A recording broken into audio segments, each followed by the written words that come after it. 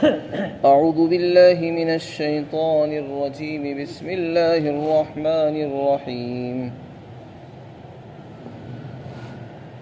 إن إبراهيم كان أمة قانتا لله حنيفا ولم يك من المشركين شاكرا لأنعمه اجتباه وهداه إلى صراط مستقيم وآتيناه في الدنيا حسنة وإنه في الآخرة لمن الصالحين ثم أوحينا إليك أن اتبع ملة إبراهيم حنيفا وما كان من المشركين إنما جعل السبت على الذين اختلفوا فيه وإن ربك ليحكم بينهم يوم القيامة فيما كانوا فيه يختلفون۔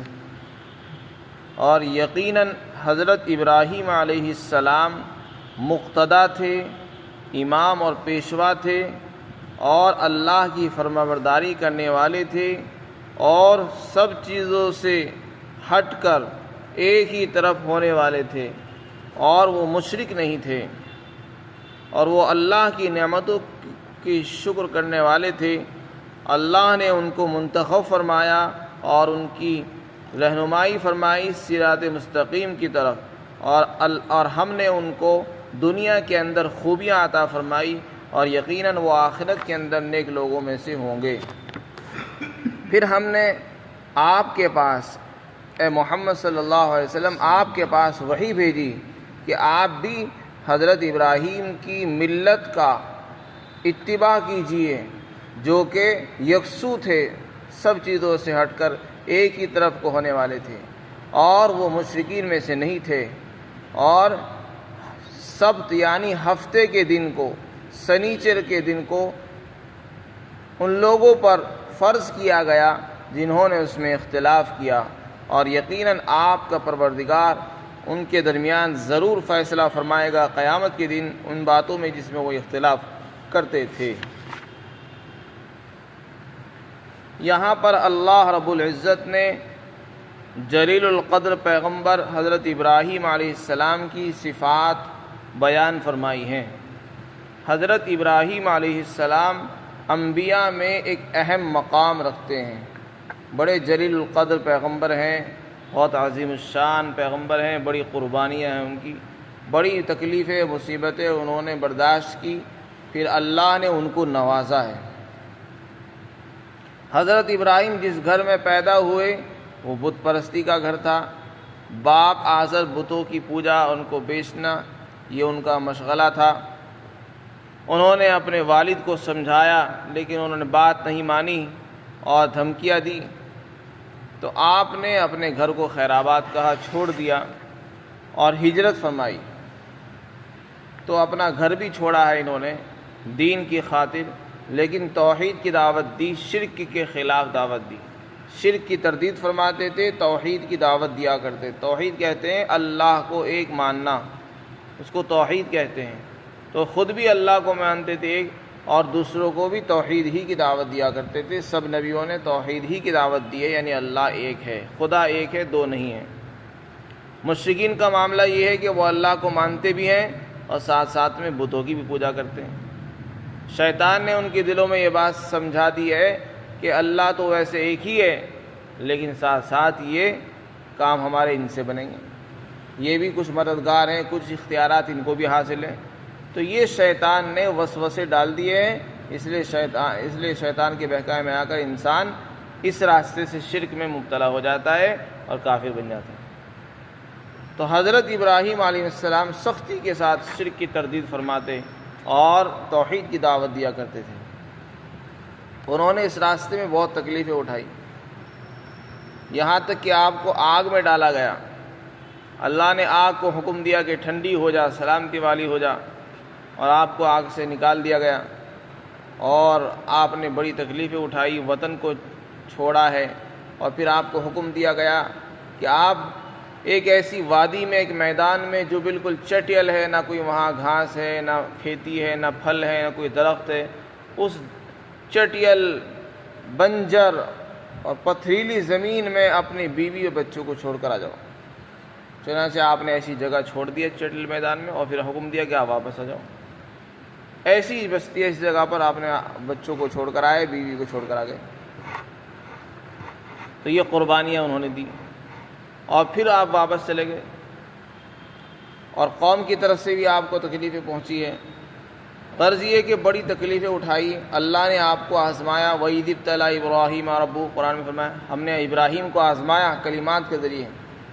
کچھ احکامات اللہ نے دیے، انہوں نے پورا کیا، اللہ نے ان کو کامیاب فرما دیا۔ پھر اللہ نے اعلان کیا کہ ہم آپ کو امام بنائیں گے۔ قَالَ إِنِّي جَاعِلُكَ لِلنَّاسِ إِمَامًا، میں آپ کو امام بناؤں گا لوگوں کا۔ امام کہتے ہیں پیشوا، کسی کا بڑا مقتدا۔ تو اللہ نے آپ کو امام بنایا۔ یہاں فرمایا امتن، یعنی مقتدا اور پیشوا ایک ہی بات ہے، دونوں کے ایک ہی معنی ہے۔ تو اللہ نے حضرت ابراہیم علیہ السلام کو لوگوں کا امام بنایا۔ چنانچہ حضرت ابراہیم اپنے بعد میں آنے والے تمام نبیوں کے، تمام امتوں کے امام ہیں، پیشوا، بڑے ہیں۔ وہ کس طریقے سے؟ وہ اس طرح ہے کہ جتنے بھی لوگ ان کے بعد آئے وہ سب انہی کے خاندان میں سے آئے۔ حضرت ابراہیم کے دو بیٹے تھے، اسماعیل اور اسحاق، ان سے دو خاندان چلے۔ حضرت اسماعیل علیہ السلام کی نسل میں کوئی نبی نہیں آئے، بس اخیر میں حضرت محمد صلی اللہ علیہ وسلم انہی کی نسل سے تشریف لائے۔ تو آپ بنو اسماعیل سے، یعنی اسماعیل علیہ السلام کے خاندان سے، وہ بھی حضرت ابراہیم کے بیٹے ہیں۔ دوسرے جو بیٹے ہیں وہ شاخ چلی ہے اسحاق، حضرت اسحاق علیہ السلام، ان کے بیٹے حضرت یعقوب وہ بھی نبی، ان کے بیٹے حضرت یوسف علیہ السلام وہ بھی نبی۔ تو یہ بیٹا، پوتا، پڑ پوتا، یہ مسلسل نبی ہیں حضرت ابراہیم علیہ السلام کے۔ اور پھر آگے یہ بنو اسرائیل کہلاتا ہے۔ حضرت یعقوب علیہ السلام کے جو 12 بیٹے ہوئے تھے، پھر اسی میں خاندان بنے، وہ بنو اسرائیل کہلاتے ہیں۔ جتنے بھی نبی آئے سب بنی اسرائیل کے اندر آئے، اور وہ سب آپ ہی کی نسل میں سے ہیں۔ اور بنی اسرائیل میں سب سے زیادہ نبی آئے اس قوم کے اندر۔ تو بنو اسرائیل یہ بعد میں بنے ہیں، حضرت ابراہیم ان سے بھی بہت پہلے کے ہیں۔ یہودی یہ بعد میں آئے، آپ ان سے بھی پہلے کے ہیں، آپ سب کے جد امجد اور جد اعلیٰ ہیں۔ تو آپ جتنے بھی نبی آتے سب کو یہ حکم دیا جاتا ہے کہ سب حضرت ابراہیم کی ملت، ان کی شریعت کا اتباع کرو، ان کی پیروی کرو، اور ان کی نبیوں کی امتیں اپنے نبیوں کی اتباع کرتی۔ اس طریقے سے اللہ نے ان کو امامت اور بڑا پیشوائی عطا فرمائی، یہاں تک کہ آپ صلی اللہ علیہ وسلم کو بھی حکم دیا گیا آپ بھی انہی کی شریعت، انہی کی ملت کا اتباع کرو۔ چنانچہ آپ نے بھی ان کا اتباع فرمایا۔ صفا مروہ کے درمیان سعی کرنا اور قربانی کرنا، پورے عالم کے اندر عید الاضحیٰ میں قربانیاں ہونا، ختنہ کرنا، یہ وہ ارکان ہے، وہ کام ہے جو ملت ابراہیمی کا حصہ ہیں۔ یہ حضرت ابراہیم کی ملت کے ہیں، اجزاء ہیں اور ارکان ہیں جو ہم لوگ کرتے ہیں۔ تو آج کے دور میں حضرت ابراہیم کی ملت محمدیہ کے اندر منحصر ہے۔ تو آپ صلی اللہ علیہ وسلم کی جو ملت اور شریعت ہے اس میں ملت ابراہیمی بھی شامل ہے۔ تو ہم لوگ جس شریعت پر چلتے ہیں اس میں حضرت ابراہیم کی شریعت بھی آ گئی ہے، اور اس میں اور بھی احکامات آ گئے۔ تو اس طریقے سے ہم حضرت ابراہیم کی ملت پر چلنے والے بھی ہیں، کیونکہ اللہ نے آپ کو حکم دیا، لہذا ہم بھی آپ ہی کی بات ماننے والے ہیں، لہذا ہمیں بھی حکم ہے کہ آپ بھی حضرت ابراہیم علیہ السلام کی ملت کا اتباع کریں۔ تو اس طریقے سے وہ ہم سب کے بڑے کہلائے۔ اسی کو اللہ تعالیٰ نے اعلان فرما دیا کہ آپ کو ہم نے امام بنایا، پیشوا بنایا۔ اسی طریقے سے حضرت ابراہیم علیہ السلام کے متعلق یہ بات بھی لکھی ہوئی ہے کہ ان کو سب اپنا بڑا مانتے ہیں۔ یہودی ہوں وہ بھی اپنا بڑا کہتے ہیں، عیسائی وہ بھی اپنا بڑا مانتے ہیں، اور مسلمان وہ بھی ان کو اپنا بڑا مانتے ہیں۔ کسی کو ان کے بارے میں اختلاف نہیں۔ ساری قومیں جتنے بھی مذاہب ہیں ماننے والے سب ان کو اپنا بڑا تسلیم کرتے ہیں۔ تو یہ ایسی صفت کم لوگوں کے اندر پائی جاتی ہے کہ جو سب لوگ ان کو بڑا مانتے ہیں، جبکہ آپس میں سب میں اختلاف ہے۔ یہود میں آپس میں اختلاف، عیسائیوں میں اختلاف، اوروں میں اختلاف، آپس کے مذاہب کے ماننے والوں میں آپس میں اختلاف ضرور ہے، لیکن حضرت ابراہیم کو سب اپنا بڑا مانتے، تو اس اعتبار سے آپ سب کے امام ہو گئے۔ آپ کی دوسری صفت بیان فرمائی قانتا للہ، اللہ کی فرما برداری کرنے والے تھے۔ حنیف کے معنی آتے ہیں باطل سے ہٹ کر حق کی طرف کو مائل ہونے والے، یعنی آپ بالکل یکسو ہو گئے تھے، آپ کی یہ شان تھی باطل سے غلط چیزوں سے بچ جاتے اور حق کی طرف کو جھکنے والے تھے، تو اس لیے آپ کی ملت حنیفیہ کہلاتی ہے، ملت ابراہیمیہ کہلاتی ہے۔ پھر آگے مشرکین پر رد فرمایا، یہ جو یہود پر، جو بعد میں یہودی آئے، یہودی کب پیدا ہوئے؟ حضرت ابراہیم علیہ السلام کے بیٹے اسحاق ہیں، اور اسحاق کے بیٹے حضرت یعقوب علیہ السلام ہے، ان کا لقب ہے اسرائیل، تو گویا کہ حضرت ابراہیم کے پوتے ہیں۔ پھر حضرت یعقوب کے 12 بیٹے ہوئے، وہ 12 بیٹے وہی بنو اسرائیل کہلاتے ہیں، تو یہودی یہاں سے شروع ہوئے، ان کو یہودی کہا جاتا ہے۔ تو یہودی اپنے آپ کو یہ دعویٰ کرتے تھے کہ ہم تو حضرت ابراہیم کی شریعت پر، ان کی ملت پر چلتے ہیں، اور جبکہ خود مشرک تھے، خود شرک کرتے تھے۔ حضرت عزیر علیہ السلام کو انہوں نے خدا کا بیٹا کہا، یہ بھی شرک ہے، اور اس کے علاوہ اور بھی شرکیہ باتیں آج بھی ان کے اندر پائی جاتی ہیں۔ اسی طرح عیسائیوں کے اندر وہ حضرت عیسیٰ کو خدا کا بیٹا کہتے ہیں، تو کسی کو خدا کا بیٹا کہنا یہ بھی شرک ہے۔ تو اللہ نے رد فرمایا، ایسے لوگوں پر تردید فرمائی کہ تم کہتے تو یہ ہو کہ ہم حضرت ابراہیم کی شریعت پہ چلنے والے ہیں اور ان کو بڑا مانتے ہو، وہ تو مشرک تھے نہیں اور تم مشرک ہو، پھر تمہارا یہ دعویٰ کیسے صحیح ہوا کہ ہم حضرت ابراہیم کی شریعت پہ چلتے ہیں؟ لہذا اس سے معلوم ہوا، پتہ چلا کہ تم جھوٹے ہو اپنے دعوے کے اندر، حضرت ابراہیم مشرک نہیں تھے۔ تو اللہ تعالیٰ نے یہاں پر صفائی پیش فرمائی کہ تم تو مشرک بن گئے ہو، وہ تو مشرک تھے نہیں، لہذا تمہارا یہ کہنا کہ وہ ہمارے بڑے ہو یہ تمہارا صحیح نہیں ہے۔ وَلَمْ يَكُ مِنَ الْمُشْرِكِينَ، اسی طرح کوئی ان کو کہتا ہے وہ یہودی تھے، جیسے کسی آدمی کے متعلق مشہور ہو جائے کہ وہ بڑا بن جاتا ہے تو ہر آدمی اس کو اپنی طرف کھینچتا ہے، وہ کہتا ہے یہودی کہتے ہیں حضرت ابراہیم بھی یہودی تھے، عیسائی کہتے ہیں کہ وہ عیسائی تھے، نصرانی تھے۔ تو اللہ نے رد فرمایا نہ وہ یہودی تھے نہ عیسائی تھے، ما کان ابراہیم یہودی ولا نصرانی ولکن کان حنیفا مسلما، وہ تو مسلمان تھے، حنیف تھے، باطل سے ہٹتے تھے اور حق کی طرف، حق کو ماننے والے تھے، باطل سے بچنے والے، حق کی طرف جھکنے والے تھے، اور فرما بردار تھے، مسلمان تھے۔ تو اللہ نے رد فرما دیا۔ پہلی بات تو یہ ہے کہ جس زمانے میں وہ تھے اس زمانے میں نہ یہودیت کا کوئی نام نشان تھا نہ عیسائیت کا نام نشان تھا، یہ سب چیزیں تو بعد کی پیداوار ہے، پھر یہ کہنا کہ وہ یہودی تھے اور وہ عیسائی تھے یہ کہاں سے صحیح ہو جائے گا؟ تو فرمایا وہ نہ یہودی تھے نہ عیسائی تھے نہ مشرک تھے، کچھ نہیں تھے، وہ تو مسلمان تھے، اور مسلمان کہتے ہیں، اسلام کہتے ہیں فرما برداری کرنے والا، اور وہ فرما بردار تھے۔ شاکرا لانعمہ، ایک اور صفت بیان فرمائی، وہ اللہ کی نعمتوں کی شکر گزاری کرنے والے، ان کا شکر ادا کرنے والے تھے، خوب شکر ادا کرتے تھے۔ اور دوسرے مقام پر اللہ تعالیٰ نے آپ کی صفت بیان فرمائی، ان ابراہیم لأواہ حلیم، بہت زیادہ آہوزاری کرنے والے، رونے گڑگڑانے والے، رقیق القلب تھے، بہت زیادہ اللہ سے جو ہے لو لگانے والے تھے، تعلق والے تھے، منیب تھے، اللہ کی طرف کو جھکنے والے، رجوع کرنے والے ہر بات میں۔ تو یہ صفات تھی، اللہ نے ان کو یہ مقام عطا فرمایا۔ یہ امامت کا جو مقام ہے یہ کسی کو کم ملتا ہے۔